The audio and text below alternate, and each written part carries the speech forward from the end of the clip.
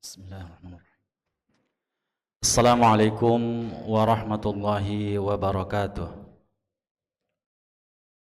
Innal hamdalillah nahmaduhu wa nasta'inuhu wa nastaghfiruh wa na'udzu billahi min shururi anfusina wa min sayyiati a'malina. May yahdihillahu fala mudilla lahu wa man yudlil fala hadiya lahu.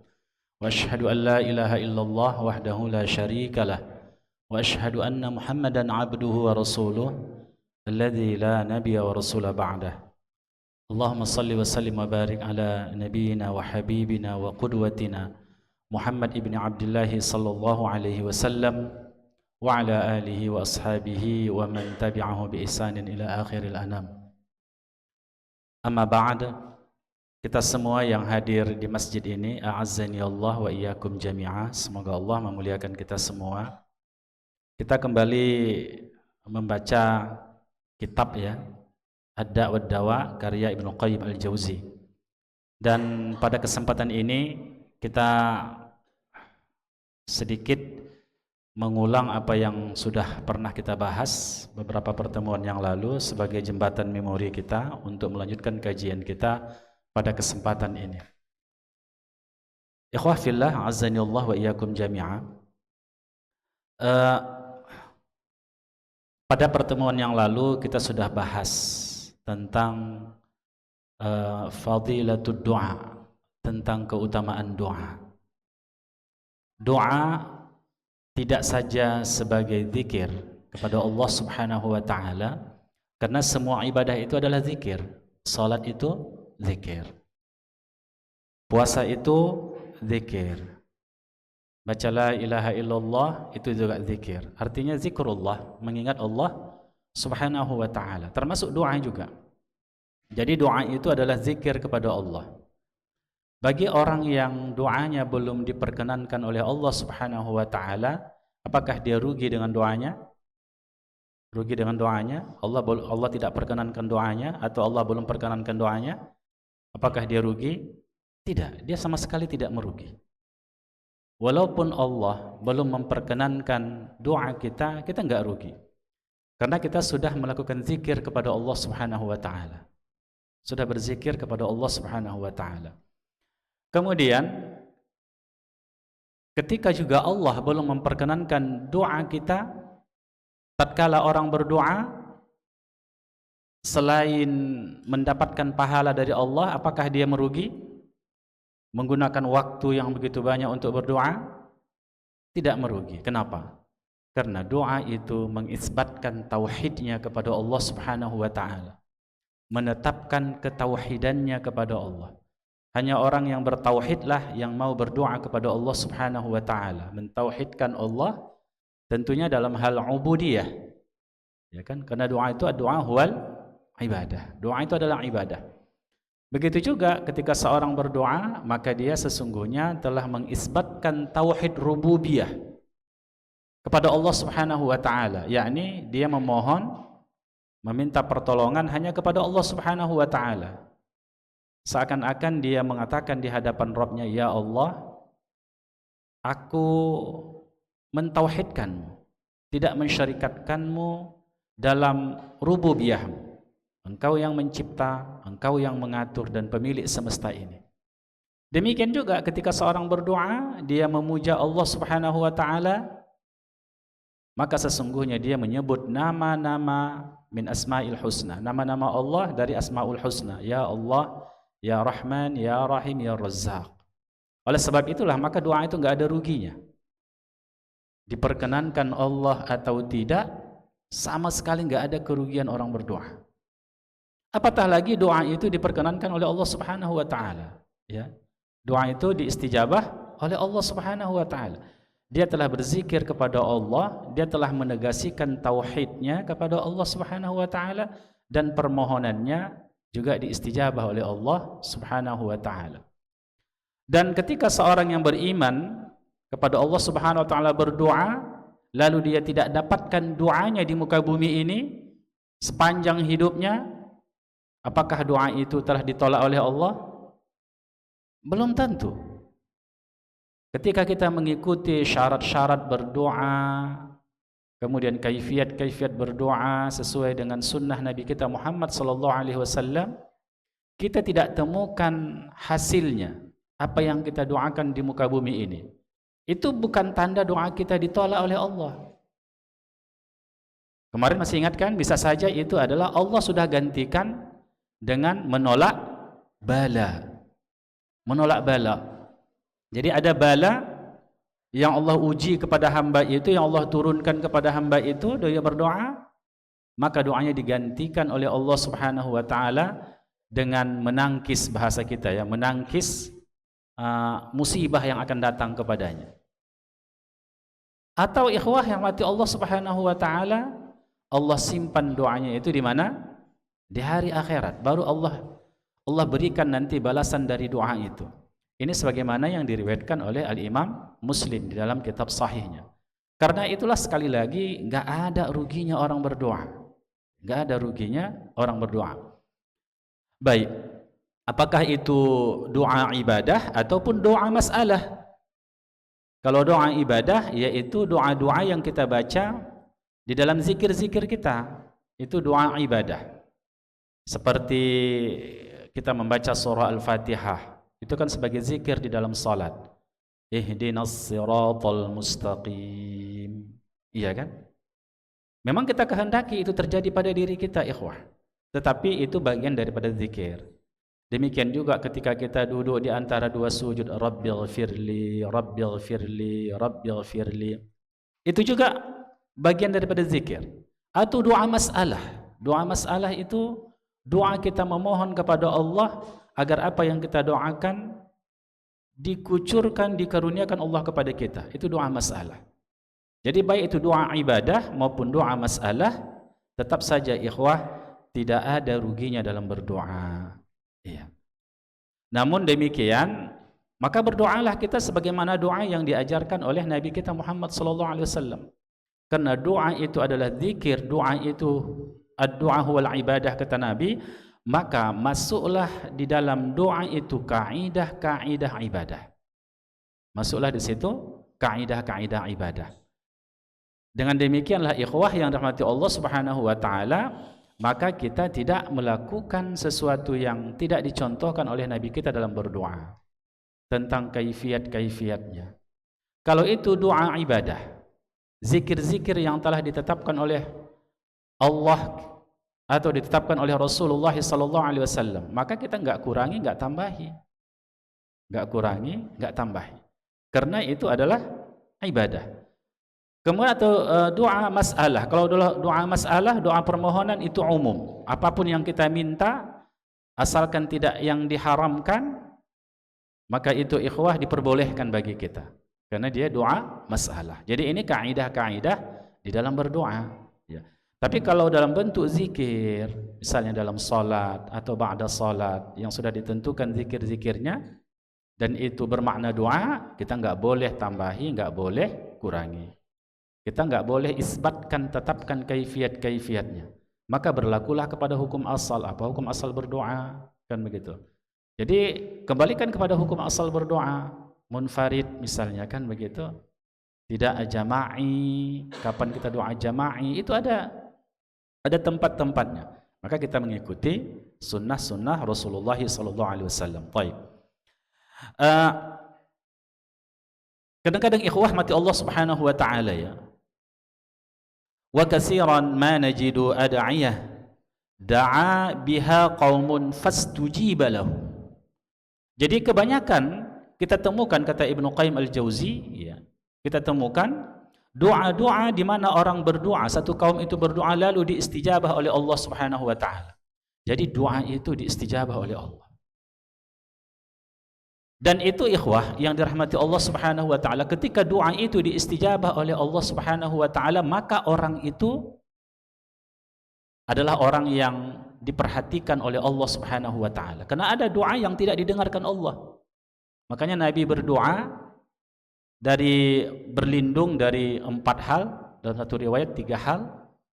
Allahumma inni a'udzubika min ilmin la yanfa' wa min qalbin la yakhsha' wa min du'a la yusma', dari doa yang tidak didengarkan Allah. Jadi ada orang berdoa merintih, ya Allah, ya Rabb, tapi Allah cuekin aja. Allah nggak dengarkan, mau menangis dia, keluar air mata darah, kira-kira begitulah kan. Tapi Allah cuekin aja doanya. Tidak Allah perkenankan doa itu. Ada yang berdoa seperti itu, ikhwah. Iya. Makanya kita berlindung kepada Allah dari 4 hal itu. Min ilmin la yanfa', ilmu yang tak bermanfaat. Ya. Kemudian wa min nafsil la tashba', nafsu yang tak pernah kenyang. Dah dapat ini, mau itu lagi kan begitu. Nafsu yang tak pernah kenyang. Kita berlindung kepada Allah Subhanahu wa taala.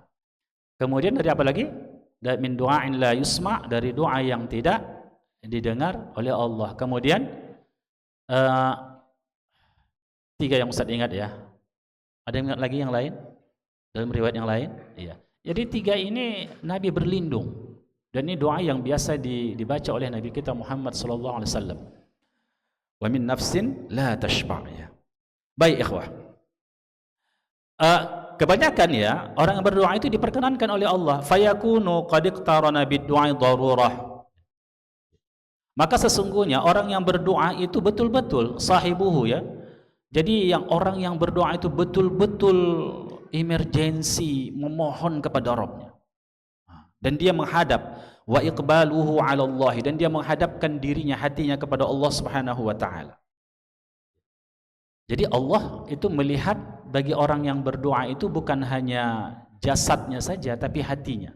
Hati yang dimaksud di situ bukan jantung dalam bentuk fisik, tapi jantung dalam bentuk batin, fisikis. Itu yang dilihat oleh Allah, karena khusyuk itu sumbernya itu dalam hati.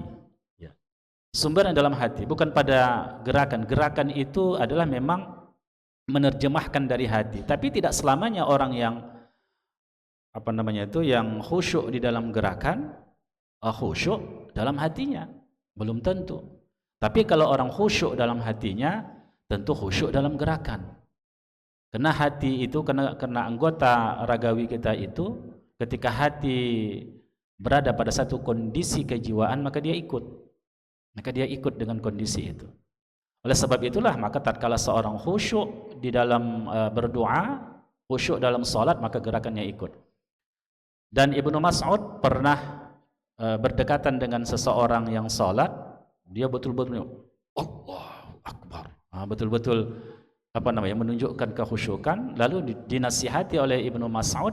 Jadi khusyuk itu bukan pada gerakan yang seperti itu, tapi khusyuk itu ada di dalam hati. Kalau ada khusyuk yang begitu justru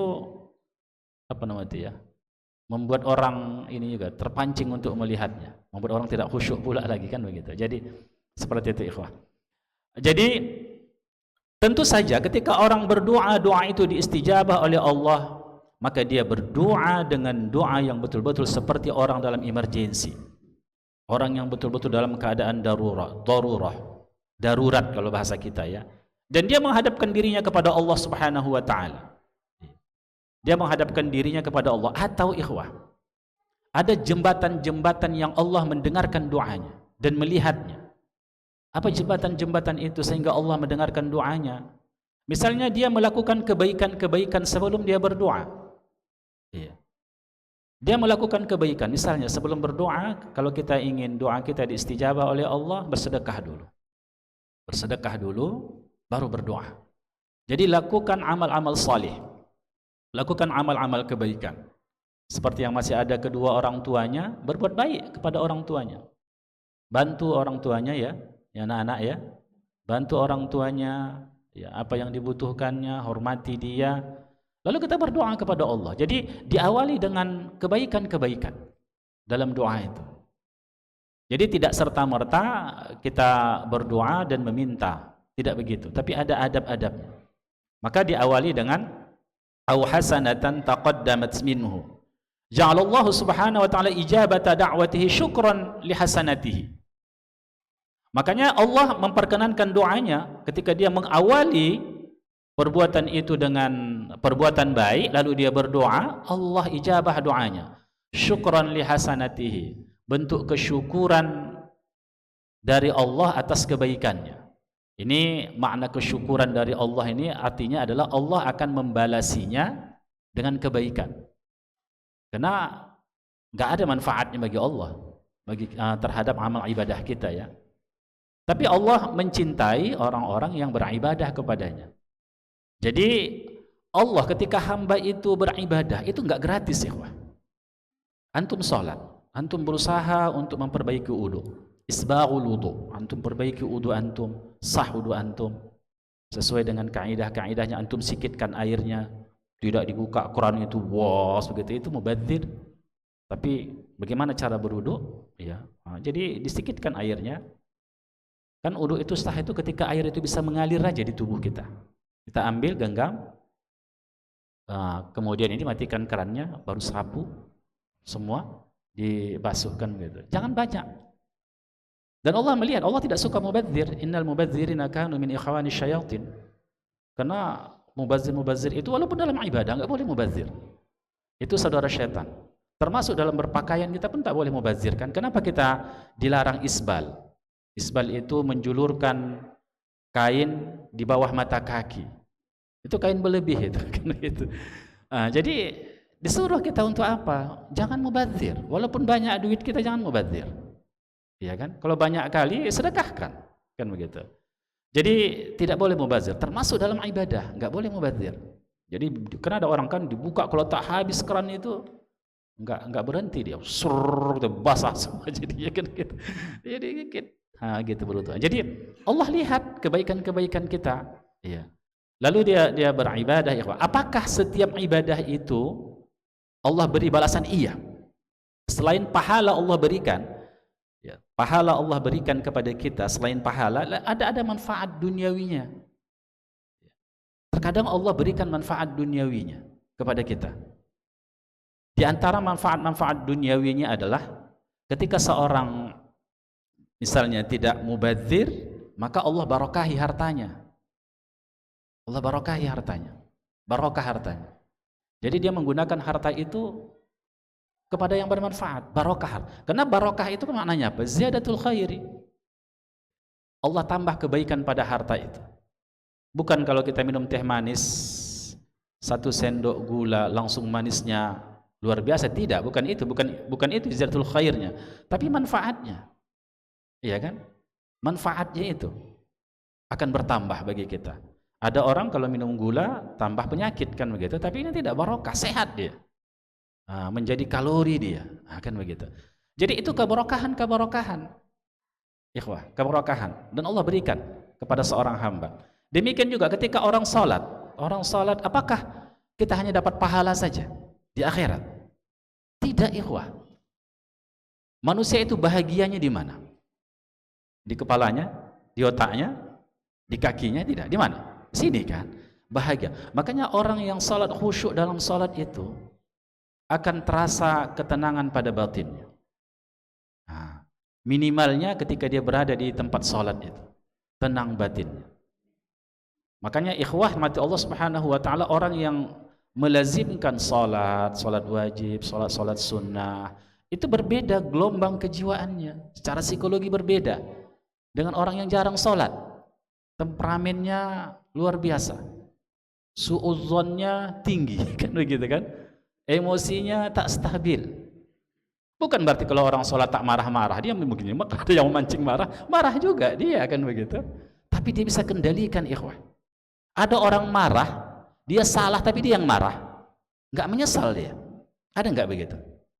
Ini kalau orang yang mendapat karunia Allah, dia marah, dia tahu dia salah, dia marah, tiba-tiba dia sadar, dia nyesal itu, ikhwah.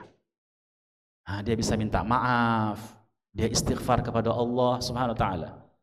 Itu keberkahan itu, ikhwah. Itu keberkahan. Maka semua amal kita itu yang paling kita butuhkan diantaranya ya, yang terpenting keberkahan. Maka dari salat kita itu Allah berikan pahala di akhirat, tapi juga ada pada dunia kita. Allah karuniakan ketenangan, ya. Walaupun dia tidak kaya, tapi rezeki terus mengalir, ya kan. Walaupun mengalirnya tak kencang, tapi tetap juga ada, kan begitu. Jadi ikhwah yang mati Allah Subhanahu wa taala, jadi ijabata da'wati syukran li hasanatihi. Jadi bentuk kesyukuran Allah kepada kebaikan orang itu. Sebagaimana pada surah Al-Insan itu kan, Allah jelaskan itu sebagai bentuk kesyukuran. Jadi Allah Subhanahu wa taala memberikan karunia kepada orang tersebut.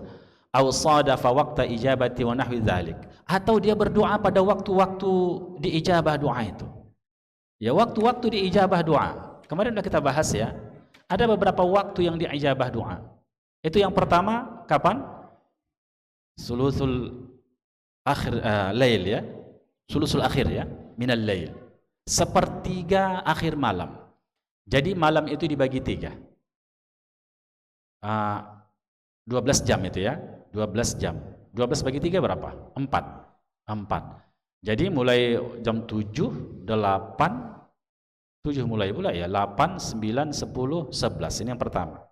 Baru 12, 1, 2, 3. Jadi sepertiga akhir itu diawali dari jam 3 sampai waktu subuh. Disitulah Allah yanzilu ila sama'id dunya. Allah turun ke langit dunia. Dan Allah mengistijabah doa orang yang berdoa dan mengampunkan doa dan mengampunkan orang yang beristighfar. Ya, Allah orang yang beristighfar. Jadi ketika dia berdoa sepertiga malam itu, maka besar kemungkinan doa orang itu diistijabah oleh Allah. Diistijabah oleh Allah Subhanahu wa taala. Baru waktu azan, ketika azan. Ketika azan, apa yang dimaksud ketika azan itu? Sebagian ulama itu mengatakan azan artinya setelah azan.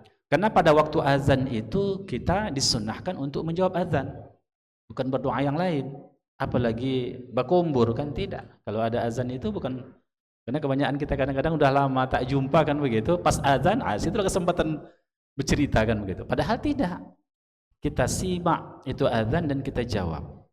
Kita jawab. Allahu Akbar, kita Allahu Akbar. Jadi ikhwah, kalau orang yang biasa menggunakan batinnya, zikir itu tidak pada lisannya, tapi pada batinnya, tatkala dia berzikir kepada Allah, itu selalu menghadirkan batin. Termasuk dia mendengar azan, Allahu Akbar, itu bukannya pada lisan, tapi dia masuk pada maknanya. Maknanya dia pahami, lalu menyentuh hatinya. Allahu Akbar. Oleh sebab itulah maka azan itu diawali dari kata Allahu Akbar untuk apa? I'tibarnya bagi kita. Kita mengecilkan semua pekerjaan kita. Allah yang Maha Besar. Pekerjaan misalnya kita sedang menulis itu kecil. Allah yang Maha Besar.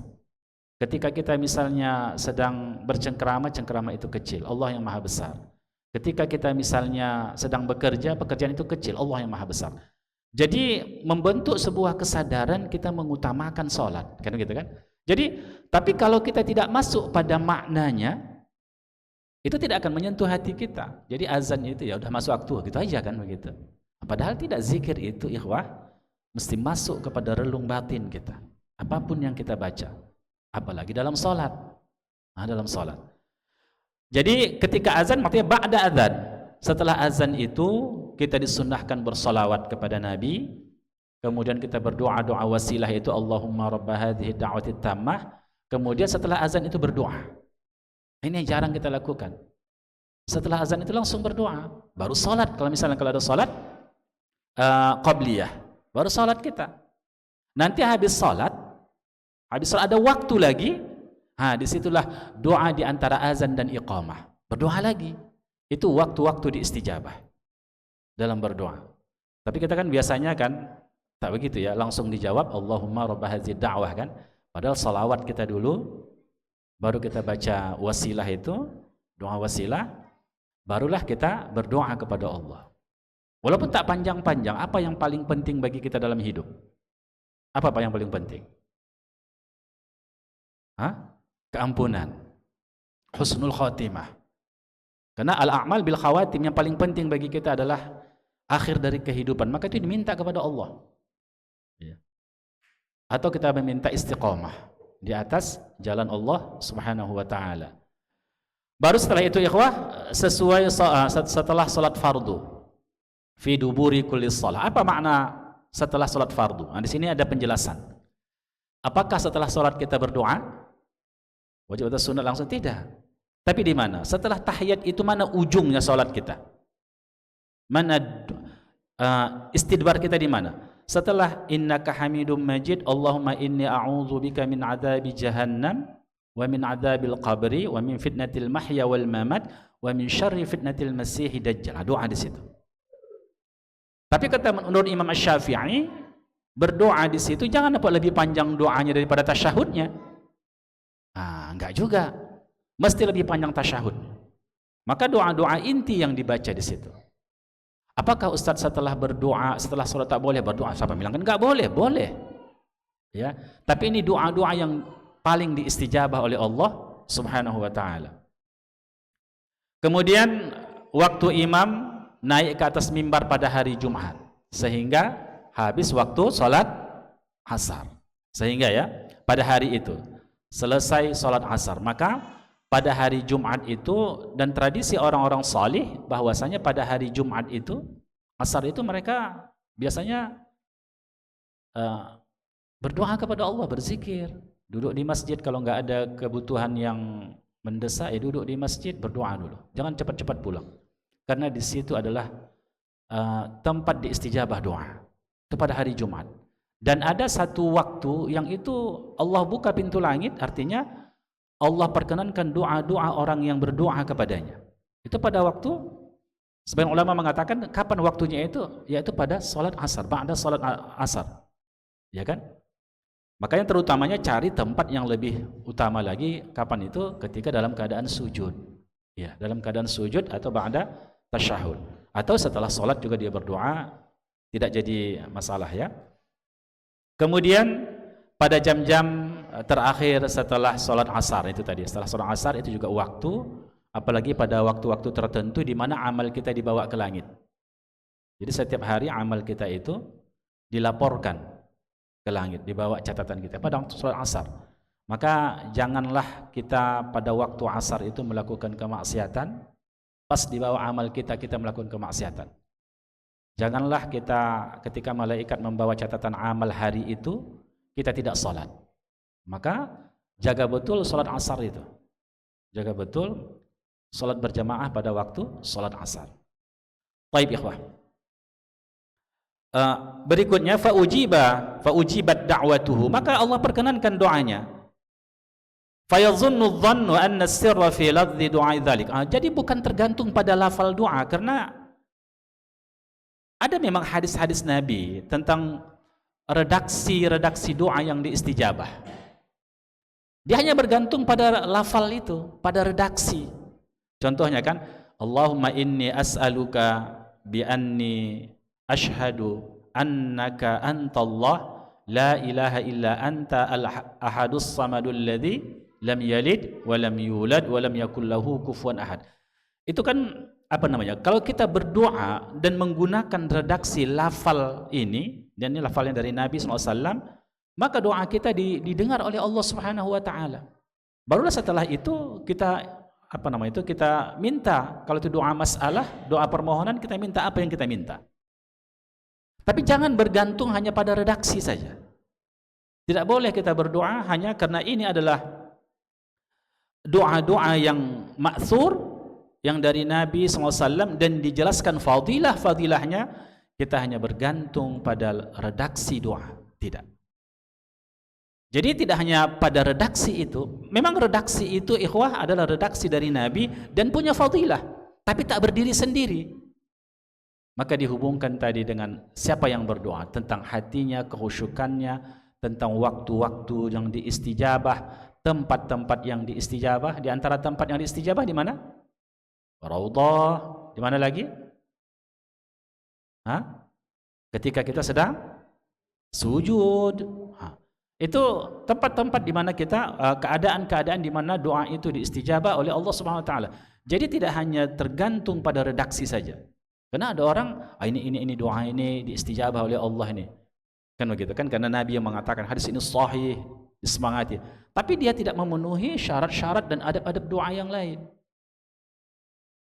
Oleh sebab itulah maka doa itu terkadang lambat diperkenankan oleh Allah Subhanahu wa taala. Kan banyak redaksi-redaksi tentang doa ya, atau istighfar yang dihubungkan dengan doa. Ya. Baik ikhwah. Maka kata beliau ya Ibnu Qayyim, faya'khuzuhu mujarradan an tilkal umur allati qaranathu min dzalika da'i. Jadi dia hanya terfokus pada redaksi doa. Karena itu adalah doa yang maksur. Tidak seperti itu. Wa hakadza kama idza ista'mala rajulun da'an nafi'an fil waqti allazi yanbaghi isti'maluhu 'ala al-wajhi allazi yanbaghi fantafa'a bihi. Seperti orang yang makan obat, ada orang sakit yang makan obat. Obat itu batin memang obat itu. Obat mujarrab.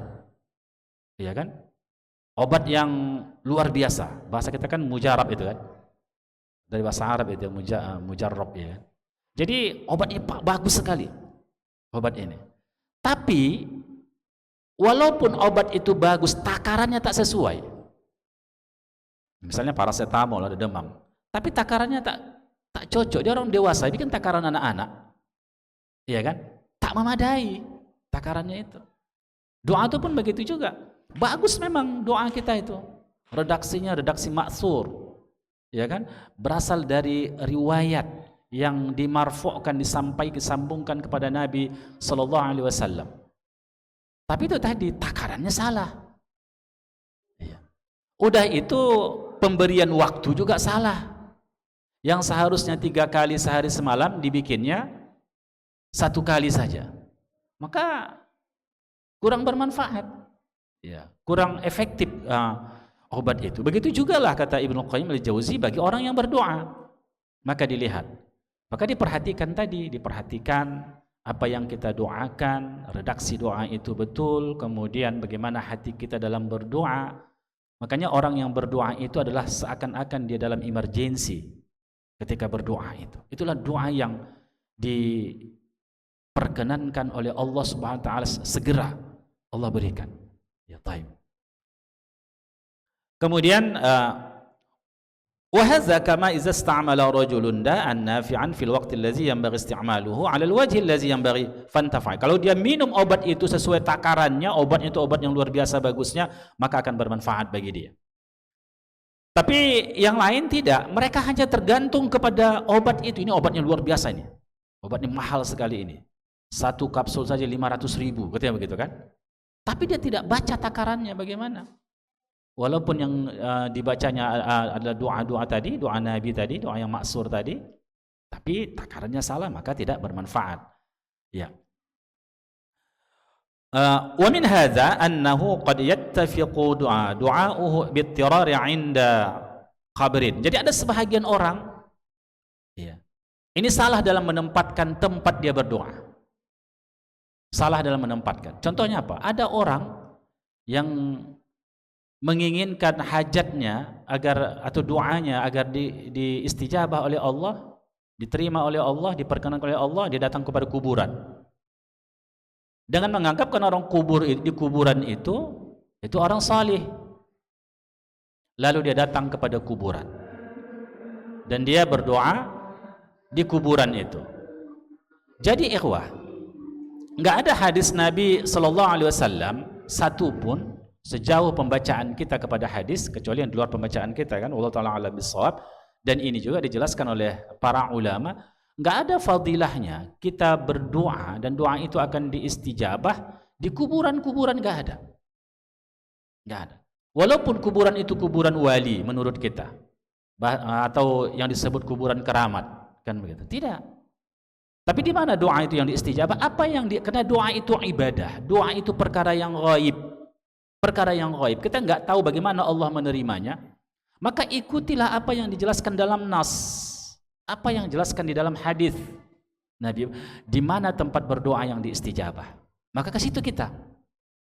Di mana waktu-waktu yang diistijabah doa, maka di waktu-waktu itu kita banyak-banyak berdoa kepada Allah Subhanahu wa taala. Bukan, kalaupun dia orang salih, betul dia orang salih, itu sudah berlalu masa dia dan tidak ada hubungannya dengan kita di muka bumi ini lagi. Apalagi nanti itu bisa jatuh pada kesyirikan. Kalaulah dia meminta kepada penghuni kubur, ya syekh, ya tuan guru, dia mintanya, ini jualan ini, kedai ini udah berkurang omsetnya, akan begitu. Lalu dia minta, itu syirik itu. Kalau dia minta kepada kuburan, dia minta di kuburan itu syirik. Itu bukan syirik kecil, syirik akbar, syirik besar. Dan mengeluarkan orangnya, bisa mengeluarkan orang yang berdoa itu dari Islam tanpa dia sadar. Kenapa? Karena doa itu ibadah. Kalau doa itu ibadah, siapa yang boleh kita ibadahi? Allah Subhanahu wa taala. Ya. Jadi ya Tuan Guru, ya, murahkanlah rezeki, bahaya. Dia saja pun belum tentu bisa membela dirinya di alam barzakh itu. Iya kan? Apalagi orang yang hidup. Bisa saja waktu hidup dia banyak doanya tak diperkenankan oleh Allah. Banyak doanya yang tak istijabah oleh Allah. Itu waktu hidup dia menangis-nangis dan meminta. Apalagi sudah mati dia. Hidup aja dia tidak banyak doa yang tidak diistijabah oleh Allah.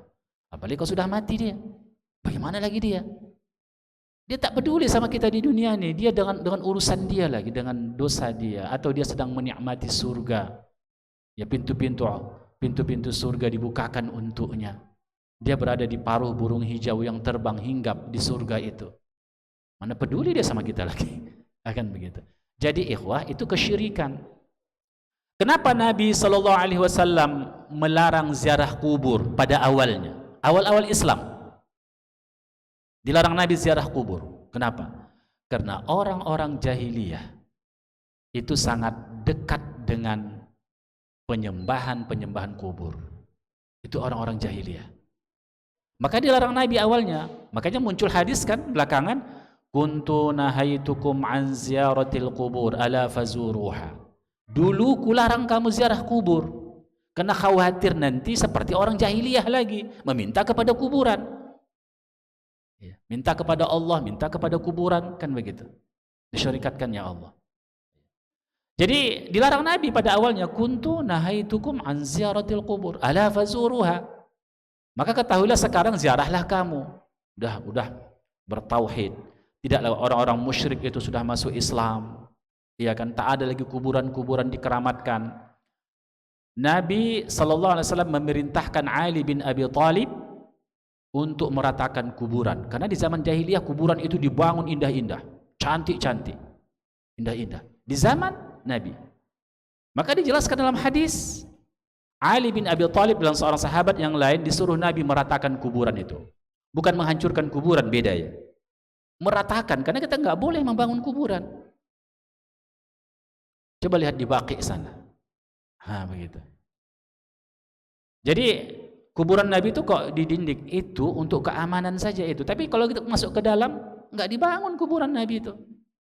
Tetap saja dengan batu itu, tanah yang digundukkan. Kuburan Abu Bakar begitu, Umar begitu, nggak dibangun. Seperti di Baqi itu juga.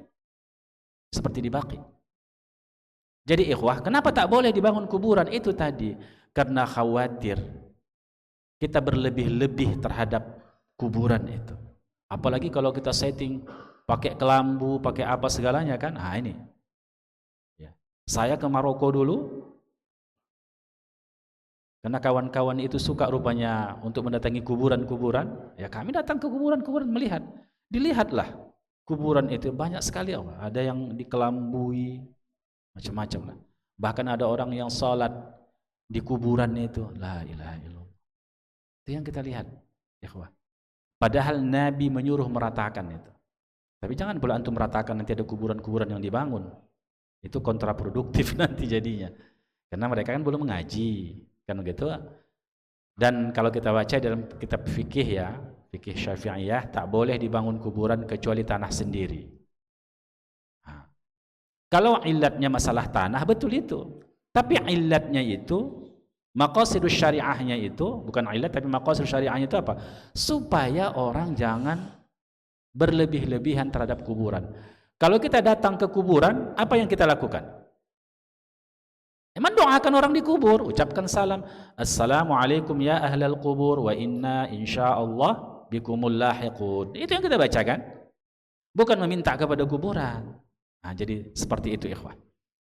Makanya Ibnu Qayyim mengatakan ada sebagian orang karena dia menganggap mengkeramatkan kuburan itu kalau berdoa di situ dia merasa doanya diistijabah oleh Allah. Tidak. Justru itu adalah menyelisihi sunnah Nabi.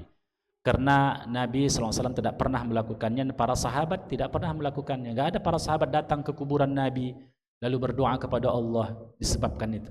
Tidak. Begitu juga pada kuburan-kuburan yang di Baqi itu. Sebagaimana tawassulnya Abbas, ya kan?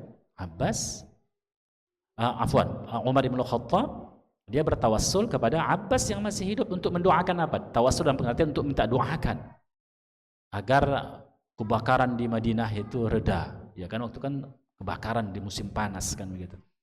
Jadi itulah amalan-amalan para sahabat. Jadi kalau kita ke kuburan, kita mendoakan dia. Makanya kita bukan menghadap si mayit, membelakangkan kiblat, tidak. Tapi kita menghadap ke kiblat karena kita berdoa kepada Allah. Dan kiblat kita itu Ka'bah.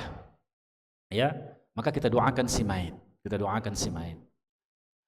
Kemudian apalagi manfaatnya kita ziarah itu selain untuk mendoakannya, mengucapkan salam kepadanya, untuk mengikat kembali jembatan memori kita tentang kebaikan orang-orang yang kita ziarahi itu, seperti ayah kita, ibu kita. Akhirnya termotivasi, teringat kita kembali jasa-jasa besar mereka, maka kita pun mendoakannya, kita pun bersedekah atas namanya, kita pun menjaga diri kita agar menjadi anak yang salih, agar mereka mendapat manfaat. Jadi seperti itu, ikhwah. Bukan seperti yang tadi yang dijelaskan, ya. Ini kata Ibnu Qayyim Al-Jauzi, ya.